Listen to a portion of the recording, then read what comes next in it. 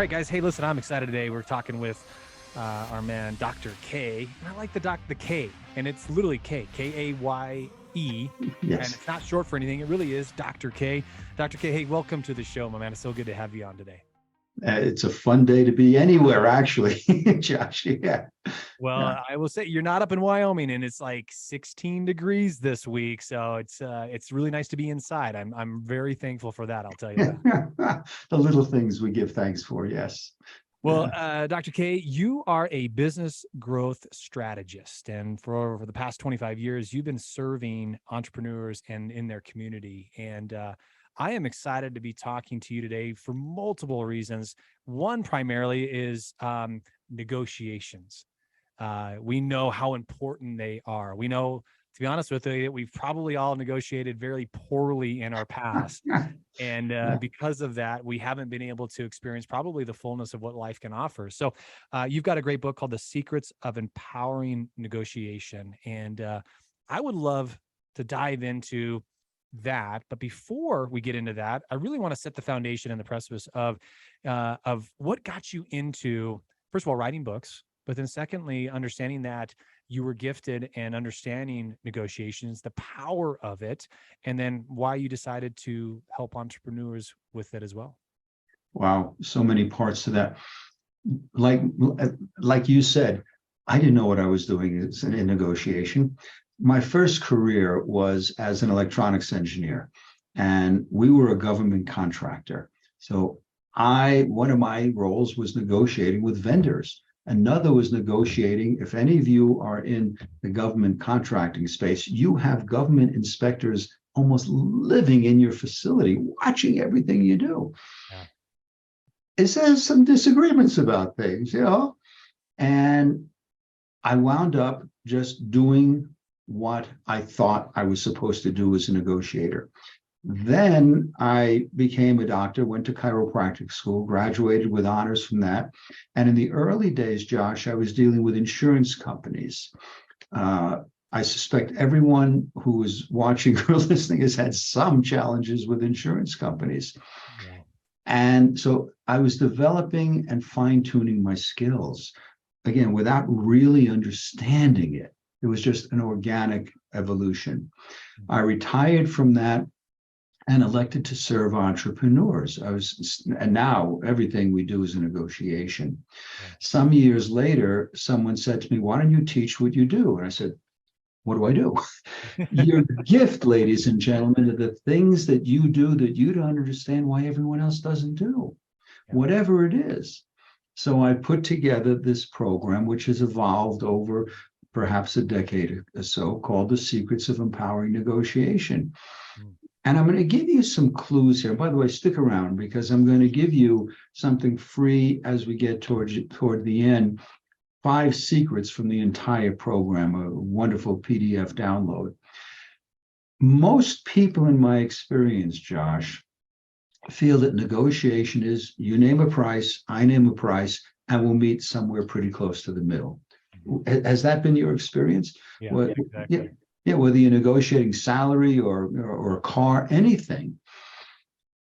Price is one of the least important things in any negotiation. There's so many more things. I always remember a story when I was seeking someone as an office manager, and I had an ad in the paper, and you'll get an idea, ladies and gentlemen, how long ago this was. A woman called me up. After she said hello, my recollection is the next thing out of her mouth was, "How much are you paying?" By the way, that's not a good way to begin a job interview. Yeah. So I said $1,000. And she said, "Good, I'll ask for 2. We can settle on 15. Can I come in?" I said, "Excuse me?" So it's these things that I've melded together as how do we negotiate? And I'm going to give you some tips, ladies and gentlemen, as we go through here. So you're going to want to take notes because some of these things will absolutely transform the way you do not just business, but personal. And I'm going to give you an example. Many years ago, a young man called me up, a colleague asked me to teach my work through his series of seminars and programs. Well, we talked about where, when. Finally, it came down to, well, Jay, how much are you paying? Now, when I say it's a long time ago, he said, well, I can pay you $500 per city. And I uttered 7 words. You're going to want to write this down, ladies and gentlemen, because in response to my 7 words, he doubled what he was paying me. That's pretty cool. Yeah. I said, you'll have to do better than that. Without missing a beat, he said, well, the best I can do is 1,000. Excuse me? Just doubled it. Now, hang in here. Keep your writing stick ready, because there's an antidote to this. If Jay had taken my program, he would have learned the antidote is exactly how much better do I have to do. Now it's back on me. Josh, I promise you, if he had said that, I might have said 6, 7, maybe 750. Never would have gone to double it. Yeah. So let me take you through it again, ladies and gentlemen. And by the way, this is not a snide. No, you'll have to do better than that. That'll end your deal right there. Right. It doesn't make a difference whether you're buying or selling. It makes no matter. So, Josh, if you and I were in this negotiation and you were offering, and I said, well, Josh, you just have to do better than that. And again, the antidote is exactly how much better do I have to do? A couple of months ago, someone on my mailing list sent an email to me. She said, well, I work with solopreneurs and they don't negotiate. I looked at my wife. We laughed at that. We negotiate more than anybody else. Yeah, I was going to say, who's she dealing with here? And you've got to own, you can negotiate anything, anywhere, as long as you're prepared that no is an okay answer. Yeah. In the old days, when I used to be on physical stages and suits and ties and shirts, I'd negotiate at Nordstrom's. Now, how can you negotiate at Nordstrom's? All you got to do is ask. And I remember an incident. The sales lady said, I can't do anything on the price of the suit. And I didn't twitch, didn't say anything. She said, but what if I give you a shirt and a tie that matches? Okay. So it's another 60 or 70 bucks or whatever it is. Yeah. So just open your being that everything's negotiable. I think it's so good. And I wrote it down because I'm writing stuff down as well too here. I love that I'm sitting down and not driving in a car. Like probably a lot of people that are listening to this. So pull over if you are, make sure that you understand what minute this is so you can write this down. As I've gotten older and especially as my children have gotten older as well too, I find that negotiation doesn't obviously it doesn't stop at the end of the business day, but it really begins so much in the family life as well too, and the negotiations going back and forth with our children. And so I really love that you talked about, and you kind of hinted on this briefly, that it really is all encompassing in life. And the better that you're equipped, the more questions that you know, and the way that you know how to phrase things, the better the results that you're going to get. And you brought up an interesting fact. Who are the best negotiators in the world? Yeah, children. Kids. Yes. Why? Because they keep going. Yes. And as a parent, you say, all right, enough of this. Yes. Yeah. Yeah. And I'm not saying to do that as an adult, because as an adult, that gets to be really obnoxious. But kids don't have those boundaries. They'll just keep going. 2, 3-year-olds, 7 and 8, it's just how much do we just surrender because we've had enough? That's exactly right. Yeah, it is. It's just the process of wearing you down eventually until you do say that. I'm curious to know, when it comes to negotiations, and you set the precedence in the very beginning. I really liked how you talked about, well, typically, you look at negotiations and you try to meet in the middle, and that's really not, never split the difference, right? It's a Chris Voss book. It's a great book. Our leadership has read it. I've read it multiple times. I really love what he talks about it, and it sounds like obviously when it comes to negotiation, some of the similar paths cross over. One of the things that Chris talks about is getting to know, because we're always trying to get to yes, right? We've been trained as salespeople for years and years and years to get to yes.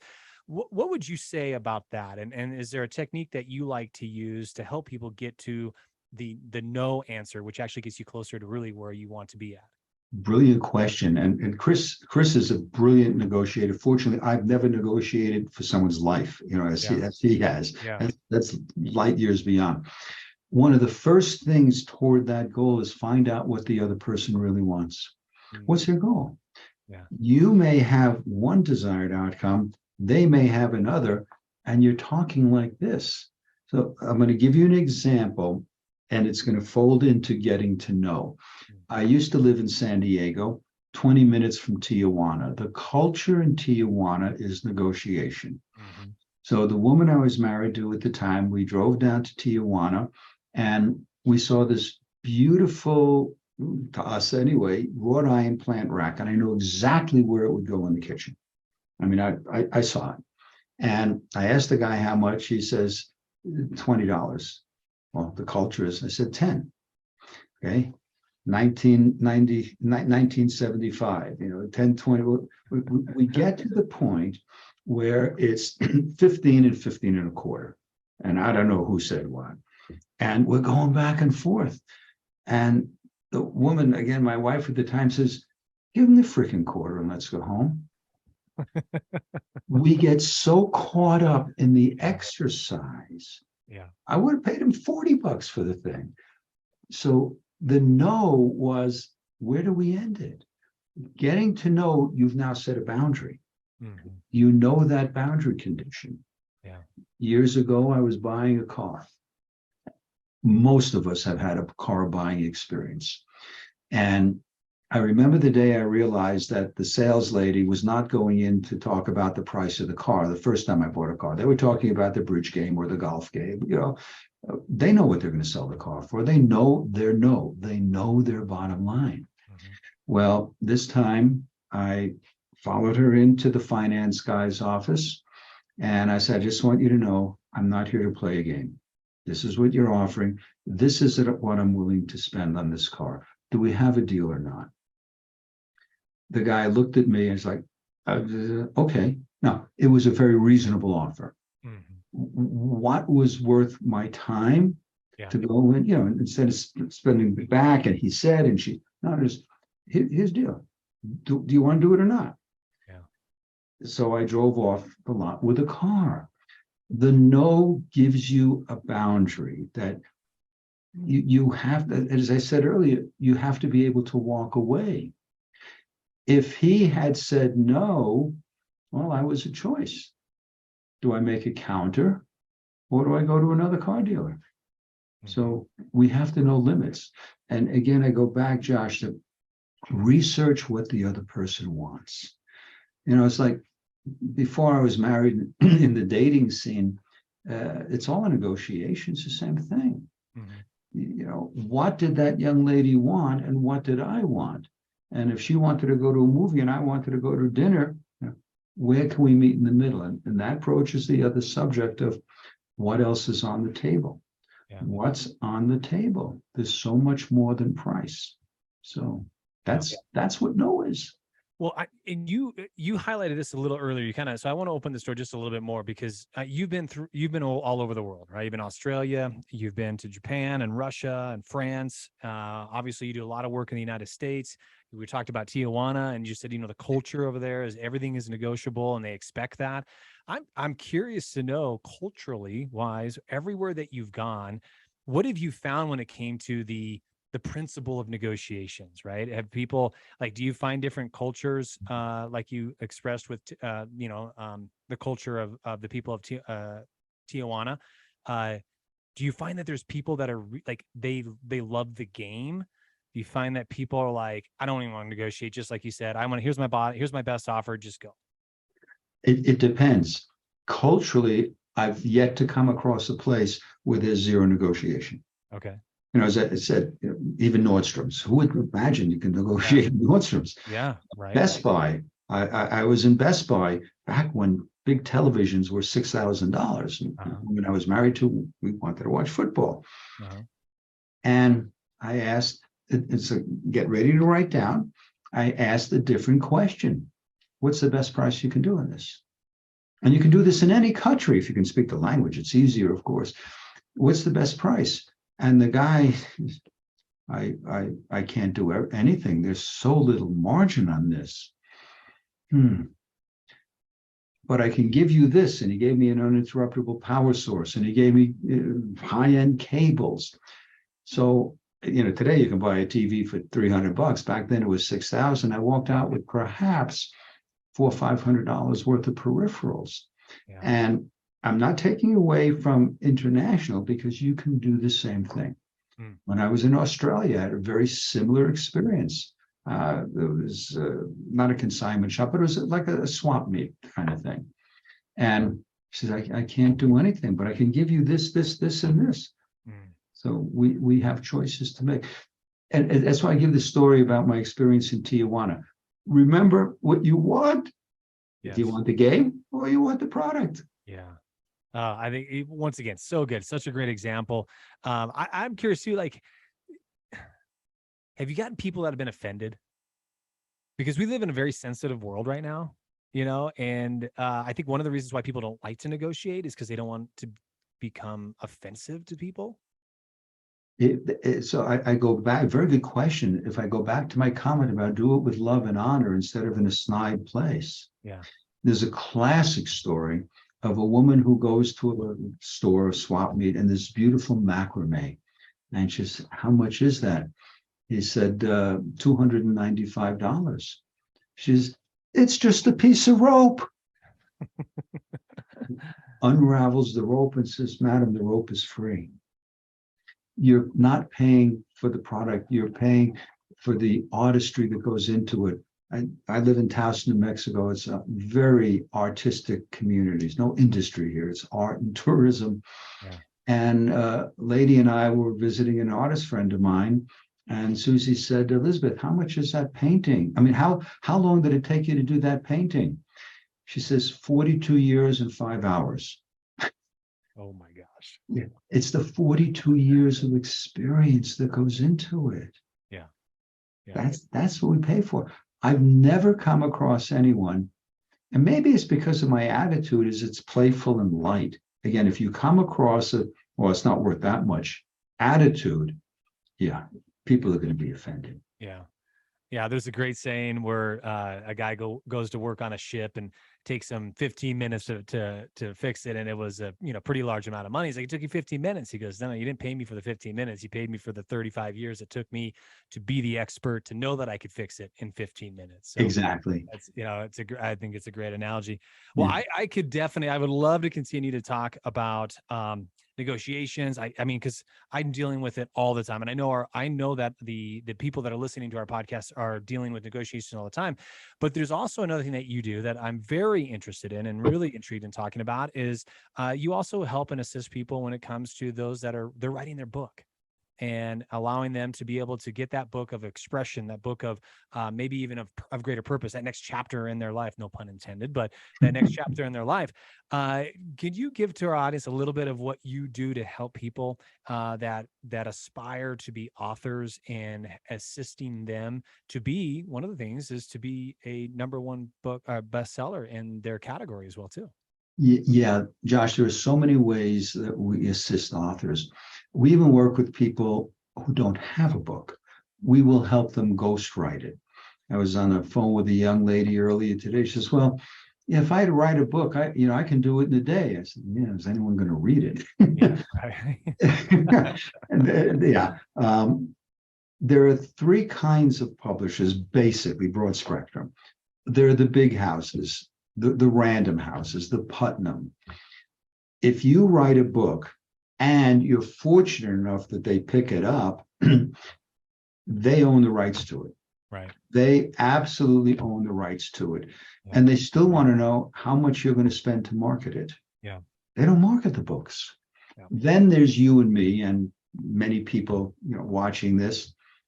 We can write a book and go put it on Amazon. And then you pray to God, friends and family buy it because they love you. and you may sell 2 or 3 books. Yeah. We're in the middle of that spectrum. Again, we will help people ghostwrite. If you come to us with a book, we've got a head start on it. we will edit it. Now, editing means more than just checking for spelling and grammar. It's a difference. Does this chapter go before or after this one? What's the context? Is there flow to it? Does it make sense? Is it something that's readable? And in the layout, unless you're reading, a novel, a John Grisham or a Michael Connolly thing, you don't want large bodies of text.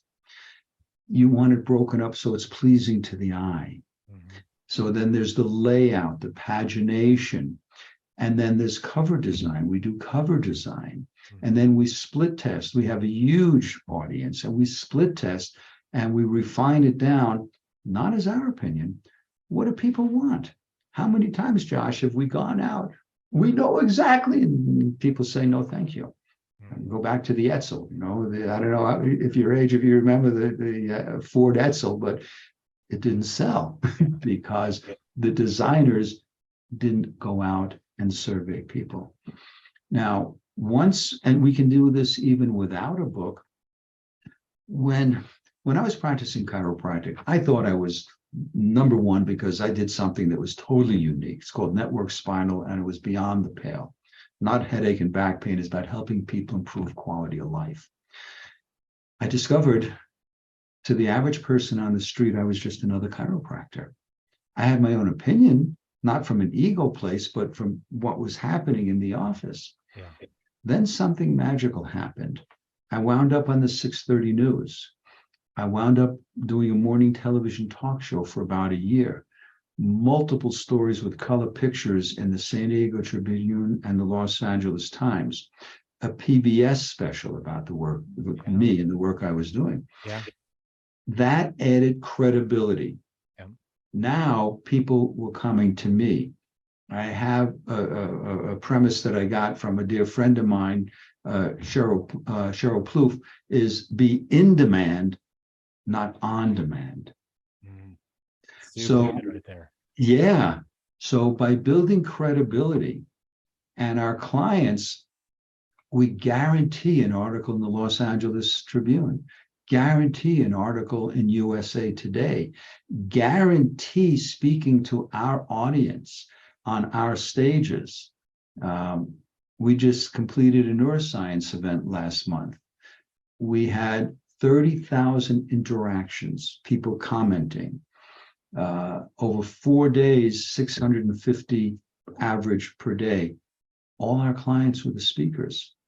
This morning, I got an email from a young lady where is she? In Sweden, I believe.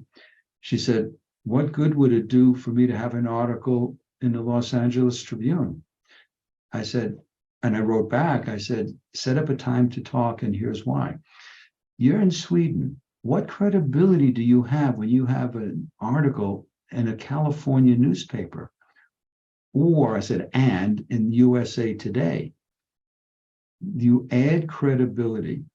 We may all think, as I did when I was practicing, that I was cool. I was the number one dude. Nobody cares. Every client is asking you, ladies and gentlemen, the same question. Why you? Yeah. Why you? Yeah. When you have credibility, that's why you. Many of you know the name Deepak Chopra. His facility in the Chopra Center I used to walk my dogs on the golf course at La Costa, and that's where his center was. I've never met the man. He didn't do anything differently than God knows how many other Ayurvedic doctors. What did he have? Incredible publicity. And then he rose to the top. He is the one that everybody, that most people knew as doing something different as an Ayurvedic physician, still treating symptoms, but now doing with Ayurvedic processes instead of allowing the body to heal. Nothing wrong with what he was doing. I'm just suggesting it was the publicity that got him there. Yeah. So does that answer that question? Yeah, no, it's great. I'm first of all, thank you for going really deep into what you do on the publishing side of it, because I think one of the things as an author or somebody that wants to become an author, as I went through my first writing of a book, first of all, I wasn't a writer. Now, I can be an orator, but I'm not a writer. I've done, I do speeches, or I, do posts, and I do some blogs and so forth. But writing a book can be very intimidating. And then you don't know the structure. And I'm so glad that you talked about, hey, does this chapter go before this chapter? And then how powerful the title needs to be, and the storytelling of it. And how are you bringing out how are you bringing out what other people desire Yes. to read about? And I think that's really important as well too. So that guidance is really, really key. I'm glad that you do that as well, because once again, it's extremely intimidating for the first time you write a book. Yes. It's hard as well. But I also appreciate what you were talking about is really is authority, right? Building, like, giving people the space to build authority, because right now it's a sea of sameness. Right now, social media, the way that their algorithms are changing up all the time, or the way that they're limiting your feeds, and the way that they're not exposing you to your audience, it's really, really challenging. And so unless you have a stage, unless you have a way to get in front of the people that need to hear your message, it is near impossible to get your message out there, even if it is the right one. You are so right on. It is a very crowded field. Yeah. And that's why I say the potential client wants to know why you. Yeah. Yeah, it's not just I do the best. No, nobody cares. Yeah. And in marketing, and I suspect you know this, and the audience, this may be new to you, no one cares what you do. They don't care what you do. They want to know one thing: what's in it for me? Yes. What am I going to get out of it? Yes. How many times I look at someone's website or their marketing materials, I do this, and I do this, and it's nobody cares. Yeah. Everybody, you also, whoever's listening, watching, you want to know what's in it for you. You're paying attention to this broadcast. You want to know what's in it for you. I want to give you another secret before we do sign off, by the way, that can change things. The other thing we do, or another thing we do, is we get people stage ready. That we learn them. They learn how to be on stage, how to do interviews, how to speak to people, how to respond to an audience. So do we have time for me to give a really powerful tip here? I love it. Absolutely. Please do. Okay. Ladies and gentlemen, eliminate the word dollars. Eliminate the word dollars. When we have to recognize that the word dollars has a huge emotional tag. So anytime we hear it, we don't always hear the number, we just hear the amplification of the emotion. There was a research done, I think University of Chicago, I'm not sure where. When we go into a restaurant, what's the thing that we see a preponderance of? Dollar signs. Every item has a dollar sign. Mm-hmm. They removed the dollar sign. Sales went up. That's all they did. Same menu without the dollar sign. Mm-hmm. So when you're selling something, eliminate the word dollars. Let's say you're a realtor and you're selling a house. Realtors and car salespeople, they're really trained in negotiation. We have this house at $695,000, not $695,000. This house is on the market for $695,000. Now, just as the antidote for you'll have to do better, there is a time to use the word dollars. Remember, the premise here is dollars amplifies emotion. So this house is on the market for $695,000. I have a motivated buyer. She may be willing to take $95,000 off. That makes it $600 even. $95,000 off. Buying or selling does not matter. Where do you want to amplify the emotion? When you're making an offer, get rid of it. Okay. Walmart, I have, when I do a slide presentation, I have a picture of an item at Walmart, one with the word dollars, one without. If Walmart, perhaps the largest corporation on the planet, is doing it, ladies and gentlemen, maybe you should too. So it's just so I'm clear on this. I'm really trying to track here, but I want to make sure that I'm tracking correctly here. So when you're saying remove the dollars, you're talking about, you just said the Walmart, which is the visual representation. Yes. So if they had a product for $10, you would just have Walmart, and then you'd have just the number 10 on there. 10.00. So people are clear. In that case, yes. Yeah. And then if it's a negotiation where there's verbal negotiation, and I was conveying to you how much our product costs, and then I would simply just say, Richard, the program is 10,000. That's exactly correct. Okay. Exactly correct. However, I'm going to have a Christmas holiday sale. I'm taking $1,000 off it.